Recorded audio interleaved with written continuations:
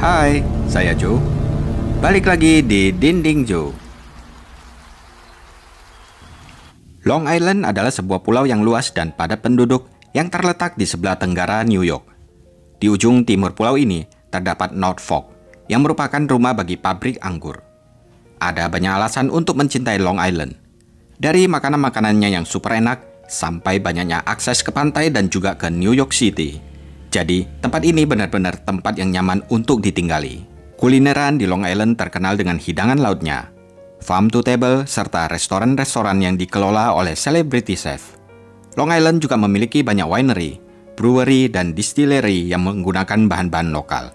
Selain itu, kota ini juga memiliki makanan khas yang cukup terkenal, yaitu bagel with lox, yang berupa sepotong roti berbentuk cincin yang dikenal sebagai bagel, lalu atasnya diolesi krim keju dan diberi irisan tipis bawang merah, acar bunga Caparis spinosa, dan lox alias filet salmon yang diasinkan atau diasapi. Nah, di kota inilah Christine Ann Benson lahir pada bulan September 1985. Dia tumbuh besar di Long Island. Setelah lulus SMA, dia berkuliah di Universitas Quinnipiac dari tahun 2003 hingga 2007 dan lulus dengan gelar di bidang keperawatan. Beberapa tahun kemudian, dia bertemu dengan seorang pria bernama Brandon Benfield. Dan pada tahun 2010, mereka berdua menikah. Tidak dijelaskan bagaimana mereka berdua bertemu, tapi yang jelas keduanya saling tergila-gila satu sama lainnya. Dari pernikahan tersebut, mereka memiliki seorang putri yang sangat dicintai. Buat menambah pemasukan keluarga, Christine tetap bekerja. Dia adalah seorang perawat anak yang ditugaskan di bagian ICU. Bahkan selama pandemi COVID-19, Christine memilih untuk berada di garis depan. Dia rela berkorban nyawa demi membantu rekan-rekannya menyelamatkan banyak nyawa pasien COVID pada saat itu. Karena kebaikan dan keramahannya, seorang pasiennya sampai mengatakan kalau Christine ini punya hati seperti malaikat. Bayangkan saja, setelah pasiennya bangun dari koma selama berminggu-minggu, Christine tetap setia berada di sisinya. Membantu mencukur rambut pasiennya, dan bahkan membantu pasien melakukan telepon Zoom call beberapa kali dalam sehari, supaya dia bisa berbicara dengan keluarganya. Sedangkan suaminya Christine, si Brandon ini, dia bekerja sebagai agen federal yang bertanggung jawab di bidang investigasi kriminal untuk IRS. Pada tahun 2019, Brandon dan Christine memutuskan untuk pindah dari Long Island ke kota Herndon di Virginia. Mereka pindah ke sebuah rumah yang indah yang terletak di jalan Stable Brookway, di mana mereka berencana untuk membesarkan putri mereka dan membangun hidup mereka bersama. Namun karena kesibukan dengan karir masing-masing, mereka berdua memutuskan untuk menyewa pembantu rumah tangga yang mau tinggal di dalam rumah. Dan biasanya untuk menyewa tenaga pembantu tersebut, mereka harus mencarinya di sebuah lembaga resmi yang menyediakan jasa tersebut. Kebetulan di waktu yang sama, ada seorang wanita yang bernama Juliana Perez Magalhaes yang sedang mengikuti program pertukaran budaya. Juliana suka belajar tentang budaya baru. Jadi dia mendaftar di lembaga tersebut dengan harapan siapa tahu ada yang mau memakai jasanya. Jadi dia bisa belajar budaya asing, tinggal di sana, dan bepergian dengan keluarga majikannya sambil membantu mengerjakan pekerjaan rumah tangga majikannya. Juliana adalah orang Brasil dan masih berusia 21 tahun. Melihat Juliana yang murah senyum, Christine dan Brandon menyambutnya dengan gembira di rumah mereka. Juliana pun senang bisa bekerja di rumah Christine, karena Juliana juga sempat mengambil kursus keperawatan. Jadi, dia merasa cocok dengan Christine yang pekerjaannya sebagai perawat di ICU. Dia yakin bisa belajar banyak dari Christine. Suatu hari di tanggal 24 Februari 2023 pukul 7.49 pagi, 911 menerima panggilan telepon yang berasal dari HP Juliana. Namun di telepon tersebut hanya terdengar suara erangan dan kemudian telepon pun terputus. 13 menit setelah itu, pada pukul 08.02 pagi, 911 mendapat panggilan lagi. Panggilan itu berasal dari ponsel Juliana lagi. Di sana, Juliana terdengar sangat histeris dan omongannya sulit dimengerti. Setelah dia tenang, Juliana mengatakan kalau ada seseorang yang terluka. Belum sempat menjelaskan lebih lanjut, Brandon mengambil alih telepon tersebut dan mengatakan sesuatu yang jauh lebih mengkhawatirkan. Brandon memberitahu operator bahwa dia telah menembak seorang pria di rumahnya karena pria tersebut telah menikam istrinya. Ketika petugas 911 sampai di TKP, di sana mereka menemukan Christine yang berusia 37 tahun terbaring di kamar tidur lantai atas dalam keadaan telanjang dan hanya mengenakan kaos kaki. Di badan bagian atasnya banyak terdapat luka tusuk. Di dekat tubuh Christine terlihat tubuh seorang pria yang tidak disebutkan namanya. Pria itu awalnya masih hidup, tetapi berada dalam kondisi kritis. Sayangnya ketika hendak dibawa ke rumah sakit, pria itu meninggal dunia. Dia menderita 2 luka tembak, satu di dadanya dan satu lagi di kepalanya. Setelah diselidiki, pria ini diidentifikasi sebagai penduduk kota Springfield yang berusia 39 tahun. Namanya Joseph Ryan. Ibunya Joseph yang bernama Deirdre Fisher mengatakan bahwa dia sangat mencintai anaknya. Dia menginginkan kematian anaknya mendapatkan keadilan. Kepada stasiun berita lokal, ibunya Joseph menceritakan dia sering ditelepon anaknya. Bahkan kalau sudah gosip, mereka bisa menghabiskan waktu berjam-jam di telepon. Sebenarnya tidak banyak info yang bisa dilacak tentang siapa Joseph ini dan apa hubungannya dengan Christine. Menurut teman akrabnya, Joseph ini adalah penyayang binatang. Dia suka menolong anjing-anjing liar di jalanan, memberi mereka makan, dan melindungi anjing-anjing tersebut. Jadi nggak masuk akal kalau Joseph tiba-tiba saja masuk ke rumah Christine dan membunuhnya. Di sisi lain, Brendan berusaha meyakinkan polisi kalau Joseph telah menikam istrinya hingga tewas. Polisi pun menjadi bingung, yang mana yang benar? Polisi kemudian menanyain Brendan dan Juliana sambil mengecek tempat kejadian. Ketika diperiksa tidak terlihat tanda-tanda pintu didobrak paksa atau jendela dirusak. Jadi, jika Joseph adalah penyusup seperti yang Brendan katakan, dari mana dia bisa masuk ke dalam rumah? Hal ini sangat aneh dan tidak sesuai dengan keterangan Brendan. Kemudian, polisi menemukan kejanggalan yang lain. Sebelum Christine dinyatakan tewas, Brendan saat itu terlihat tidak peduli dengan kondisi Christine. Tetapi, dia terus-menerus menanyakan keadaan Joseph. Brendan tampaknya tidak terlalu tertarik dengan keadaan Christine. Padahal para medis ada di depannya sedang berjuang melakukan tindakan penyelamatan nyawa pada istrinya. Brendan malah terus bertanya, apakah Joseph masih memiliki denyut nadi atau enggak? Melihat itu, polisi sempat mengira mungkin Brendan penasaran dengan keadaan Joseph karena Brendan yang menembak Joseph. Jadi dia pengen tahu apakah Joseph masih bisa diselamatkan atau enggak. Namun di sisi lain, polisi juga mencurigai Brendan. Jangan-jangan Brendan tidak mau Joseph selamat. Karena kalau Joseph selamat, dia akan menjadi saksi dalam kasus ini. Ketika giliran Juliana yang ditanyain oleh polisi, dia menjelaskan bahwa sekitar pukul 7.30 pagi, dia dan putrinya Christine meninggalkan rumah untuk pergi ke kebun binatang. Christine kebetulan sudah membeli tiket buat mereka. Kemudian ketika mereka sudah meninggalkan rumah, Juliana lupa membawa kotak bekal makan siang yang telah dia kemas untuknya dan putrinya Christine di lemari es. Jadi dia memutuskan untuk balik ke rumah. Ketika sampai, Juliana melihat sebuah mobil yang tidak dia kenali parkir di jalan masuk rumah majikannya. Dia juga menyaksikan seorang pria yang tidak dia kenali memasuki rumah dan membawa tas. Hal ini membuat Juliana takut. Jadi dia memutuskan untuk menelpon Christine. Juliana ingin memastikan bahwa orang tersebut adalah seseorang yang mungkin sudah janjian ketemu dengan Christine. Mungkin bisa jadi itu tukang ledeng atau tukang lainnya. Tetapi ketika ditelepon, Christine tidak menjawab teleponnya Juliana. Jadi dia memutuskan untuk menelpon Brendan yang sudah berangkat kerja. Brendan seperti biasa meninggalkan rumah sekitar pukul 7.11 pagi untuk ke kantor. Dan menurut pengakuan Brendan ke polisi, dia sempat memutuskan untuk berhenti sebentar di McDonald's tempat untuk membeli Egg McMuffin. Tidak seperti Christine, Brendan langsung mengangkat telepon dari Juliana yang masuk pada pukul 7.37 pagi. Begitu telepon tersebut diangkat, Juliana langsung mengatakan kalau ada pria asing masuk ke rumah Brendan. Mendengar itu, Brendan pun panik. Dia langsung pulang ke rumah, di mana dia bertemu Juliana dan putrinya sedang menunggunya di luar rumah. Dan kemudian setelah itu, mereka bertiga masuk melalui pintu belakang menuju ke ruang bawah tanah. Sebenarnya di telinga polisi, cerita Brendan agak aneh.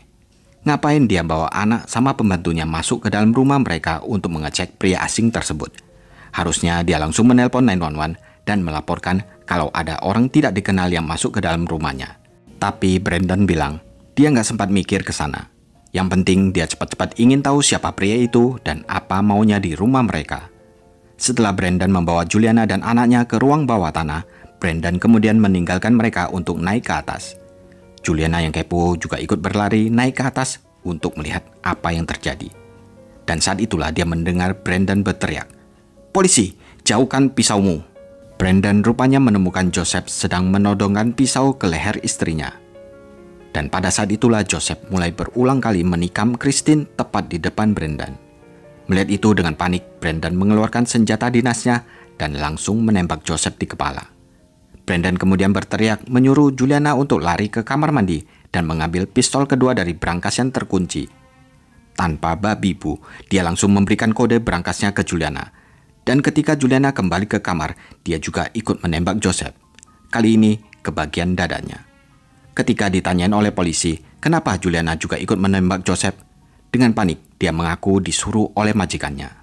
Setelah mendengar pernyataan tersebut, polisi kembali memeriksa lantai atas. Di sana petugas menemukan satu set piyama, tas berisi aksesoris buat berhubungan intim, 2 senjata kecil, serta pisau. Dan di lantai bawah, mereka menemukan putri Christine yang masih berusia 4 tahun. Untungnya, dia ditemukan tidak terluka. Walaupun secara fisik anak itu tidak terluka, namun secara emosional dan mental, dia jelas terluka. Di usia semuda itu, dia harus kehilangan ibunya secara tragis. Setelah kejadian tersebut, anak kecil tersebut dibawa ke kantor polisi bersama Juliana, di mana mereka berdua diharuskan membuat pernyataan. Sementara itu, polisi tidak banyak membagikan informasi tentang putri Christine dan Brendan ini. Mereka hanya mengatakan bahwa dia aman dan dalam perawatan yang baik. Walau polisi menemukan beberapa keanehan dalam cerita Brendan, tapi mereka tidak punya bukti bahwa Brendan dan Juliana berbohong. Setidaknya tidak pada awalnya. Jadi sejak saat itu, polisi perlu memulai penyelidikan untuk membuktikan keraguan mereka. Polisi mulai mencari dan mengumpulkan bukti digital dari rumah Brendan. Dan di komputer Christine, mereka menemukan seseorang menggunakan password untuk membuat profil di situs web FetLife. Situs ini adalah situs jejaring sosial untuk komunitas orang-orang yang suka melakukan BDSM, kinky, dan fetish dalam berhubungan intim. Nama pengguna profilnya adalah Anastasia9 dan menggunakan foto Christine yang sedang mengenakan pakaian renang. Yang anehnya, foto Christine yang menggunakan baju renang tersebut telah dikirim ke email Brendan dan Brendan mengirimnya ke email Juliana. Ini aneh, buat apa Brendan mengirimkan foto istrinya yang memakai pakaian renang ke pembantunya?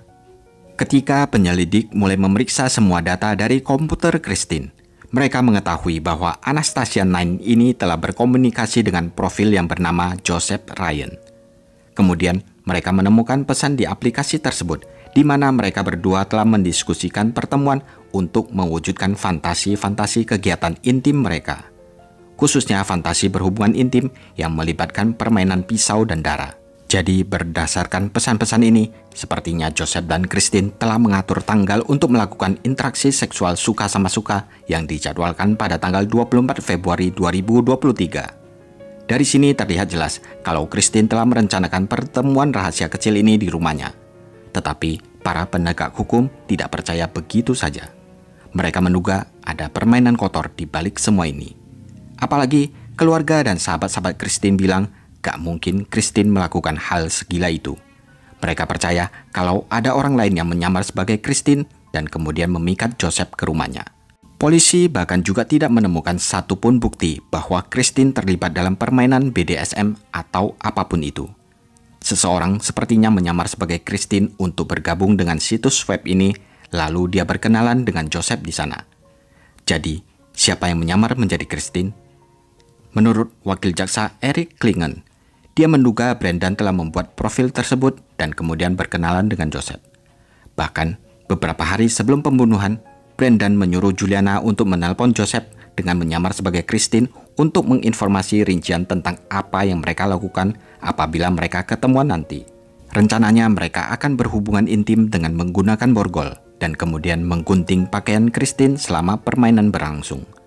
Dan jika semua itu benar, Joseph yang malang direncanakan akan pergi ke rumah Brendan dengan berpikir bahwa dia akan melakukan hubungan intim dengan Christine atas dasar suka sama suka. Joseph sebenarnya tidak tahu siapa Christine atau mengapa dia ada di sana dan bahkan apa yang akan dia lakukan. Semuanya ini sudah diatur oleh Brendan. Lalu, kenapa Brendan mau melakukan hal sekeji ini? Rupanya guys, motifnya klise banget. Brendan dan Juliana melakukan perselingkuhan. Dua orang bobrok ini memulai perselingkuhan pada bulan Agustus 2022. Dan selama beberapa bulan berikutnya, mereka diduga menyusun rencana keji ini untuk menyingkirkan Christine sehingga mereka bisa bersama selamanya. Dalam rencananya, Brandon membiarkan seluruh masyarakat percaya kalau Christine terbunuh akibat perselingkuhan dan fantasi seksualnya yang bahkan tidak Christine miliki. Dan buat Joseph yang malang, Brandon membiarkan orang-orang menyangkanya sebagai pria yang memiliki kelainan seksual, sadis, dan bahkan sanggup membunuh istri orang lain. Semua ini dilakukan Brandon dan Juliana agar mereka bisa bersama. Sungguh mengerikan. Akibat perbuatannya ini, Juliana yang usianya saat itu 23 tahun ditangkap pada tanggal 13 Oktober 2023. Dia ditangkap karena telah melakukan pembunuhan tingkat 2 terhadap Joseph Ryan, serta menggunakan senjata api selama melakukan kejahatan yang mengakibatkan kematian seseorang. Dan meskipun pada titik ini, penyelidik sudah memiliki bukti perselingkuhan antara Juliana dan Brandon, polisi nggak taunya malah menemukan lebih banyak lagi bukti lainnya ketika mereka menangkap Juliana. Juliana dan Brandon rupanya sangat bodoh. Mereka bahkan tidak berusaha menyembunyikan keintiman mereka. Christine baru saja tewas di bulan Februari. Tetapi pada bulan Oktober ketika mereka menangkap Juliana, baju-baju Juliana sudah pindah semua ke kamar Christine dan Brandon. Jadi dapat dipastikan mereka berdua sudah tidur sekamar.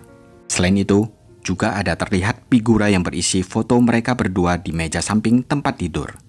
Brandon dan Juliana bahkan tidak berusaha menyembunyikan kalau mereka berdua berpacaran. Padahal kematian Christine belum ada setahun. Bukan hanya itu, penyelidik juga menemukan tulisan-tulisan ungkapan cinta serta foto album perjalanan romantis mereka ke New York yang terjadi sebelum pembunuhan Christine. Walau Juliana kini sudah ditangkap atas pembunuhan Joseph, publik masih nggak terima. Mereka menginginkan Brandon juga ditangkap. Masalahnya, tidak ada bukti yang mengarahkan kalau Brandon adalah pelakunya. Sementara itu, Brandon kini tinggal bersama ibunya dan membesarkan putrinya di sana. Namun, polisi nggak hanya berdiam tangan. Mereka diam-diam memantau Brandon dari kejauhan. Mereka bahkan memantau komunikasinya dengan Juliana saat Brandon menelpon kekasihnya di penjara. Dan ada satu panggilan telepon yang menarik perhatian mereka dalam panggilan itu. Juliana berkata, "Aku harap kamu tidak hanya setia bersama aku, hanya karena kamu takut kalau aku berbalik melawan kamu." Brandon kemudian menanggapi dengan dingin sambil mengatakan, "Tutup mulutmu." Pada bulan April 2024 diadakan sidang buat Juliana. Dari situ ketahuan ternyata 2 bulan sebelum pembunuhan terhadap Christine terjadi, Brandon dan Juliana sempat pergi ke tempat latihan tembak bersama. Beberapa bulan sebelum latihan tersebut, pada tanggal 28 Januari 2023, Brandon juga membeli pistol yang sama dengan yang Juliana gunakan untuk berlatih menembak. Dan gilanya, senjata-senjata itulah yang nantinya dipakai mereka buat menembak Joseph hingga tewas. Namun, lagi-lagi Brandon belum bisa ditangkap, karena bukti-bukti yang melemahkan dia tidak ada. Para penyelidik sebenarnya yakin, Brandon adalah otak di belakang semua ini. Tapi tidak ada bukti yang bisa menyeret dia ke pengadilan. Hingga pada bulan Agustus 2024, para penyelidik akhirnya memutuskan untuk mengadakan uji forensik lagi dengan menganalisa percikan darah. Beberapa ahli forensik ikut membantu para penyelidik membuktikan bahwa kedua mayat telah dipindahkan dan diposisikan ulang setelah mereka tewas. Lengan Joseph dipindahkan dan diolesi dengan darah Christine. Dan tentu saja laporan ini sangat penting dalam melakukan penangkapan Brandon yang akhirnya terjadi pada tanggal 16 September. Hari itu, Brandon Benfield akhirnya secara resmi ditangkap dan didakwa dengan 4 tuduhan pembunuhan berat dan 1 tuduhan telah menggunakan senjata api dalam melakukan kejahatan. Petugas polisi Fairfax County menahan Brandon Benfield dan membawanya ke pusat penahanan orang dewasa yang sama dengan tempat Juliana berada sejak setahun yang lalu. Dan di persidangan berikutnya, ketahuan bahwa Juliana bukanlah wanita pertama yang Brandon ajak selingkuh dari istrinya. Ada seorang wanita lain yang sempat Brandon kencani sebelum dia ketemu dengan Juliana. Wanita itu dipanggil sebagai saksi dan dia mengatakan bahwa Brandon sering berbicara tentang bagaimana hidupnya akan lebih mudah jika istrinya tidak ada. Pada bulan Oktober 2024, jaksa mengatakan Brandon rupanya sempat berencana untuk kabur ke Brasil dengan Juliana setelah melakukan pembunuhan itu. Dia bahkan sempat belajar bahasa Portugis agar mudah mencari pekerjaan di sana. Persidangan Juliana yang berikutnya seharusnya diadakan pada bulan November 2024, tapi kemudian dimajukan ke tanggal 29 Oktober 2024, karena dia akhirnya bersedia bekerja sama dengan pihak berwenang dan mau bersaksi melawan Brandon. Jaksa pun setuju untuk mengurangi dakwaannya dari pembunuhan tingkat 2 menjadi pembunuhan berencana. Jaksa bahkan juga mencabut dakwaan terkait senjata api dan akan diberikan kebebasan dengan jaminan. Sidang vonisnya direncanakan akan dibacakan pada tanggal 21 Maret 2025. Juliana mengaku bahwa dia dan Brandon Banfield menggunakan situs web fetish itu dengan sengaja untuk memikat orang asing datang ke rumah Christine dan Brandon. Pria itu direncanakan untuk melakukan hubungan seksual suka sama suka dengan Christine. Pria itu seharusnya mengikat Christine dan menggunakan pisau untuk memotong pakaiannya Christine. Juliana tidak tahu kalau Brandon berencana untuk menembak pria yang nantinya mau datang ke rumah. Brandon emang sengaja ingin membuat seakan-akan pria itu sedang menyerang istrinya dan ingin melindungi istrinya. Tapi kejadian sebenarnya, Brandon lah yang duluan menembak pria itu dan menikam istrinya sendiri. Untunglah semuanya sudah terkuak. Brandon pun juga mendapat dakwaan telah mentelantarkan anaknya dengan meninggalkannya di basement pada saat dia membunuh ibu anaknya sendiri dan juga memperlambat kerja polisi. Sementara menunggu keputusan hakim atas nasib Brandon, orang tua Christine mengajukan hak asuh untuk bisa merawat dan mendidik anaknya Christine selamanya. Bagaimanapun juga, itu adalah cucu mereka sendiri. Sidang final Brandon nantinya akan diadakan pada bulan Oktober 2025. Semoga saja dia mendapatkan hukuman yang pantas atas semua kejahatan yang telah dia lakukan. Nah, gimana menurut kalian? Tulis di kolom komentar ya.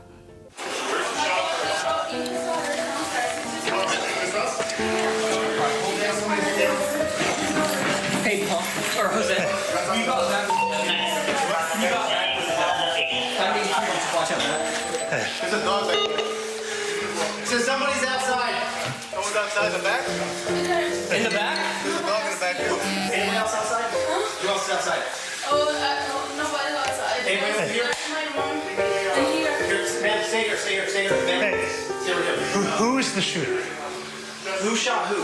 Brandon, he's an officer. I got a blowout kit if you need it. Bring it up. Is there anyone else in the house? Any kids in the house?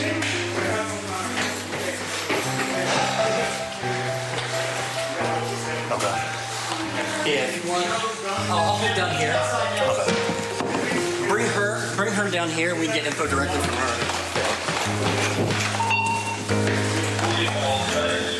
Hey, help Ma'am, can you come down with me? Anybody has any blowout kit? She's real. She's got one on sample. I think Zach just said My We're getting the ambulance here now. my host kid is downstairs. Okay. I'm here. How old's your host kid? He's 4.5. 4.5. Where is she? I need to talk to her. She doesn't know anything. What's Can we get her and we'll go outside? yeah, can I get her? No, not this year. I think she's upstairs. Where do we walk in? She's grabbing their 4-year-old. We're gonna go outside. Okay, perfect. She's please. It's okay.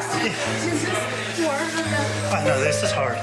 Let's get her outside, and then I need to get some information from you. Hi, Val. Hey, Hi. hey, I'm Officer Bell. Nice to meet you. Do you want to go outside with us? You need to go outside, okay? Let's go.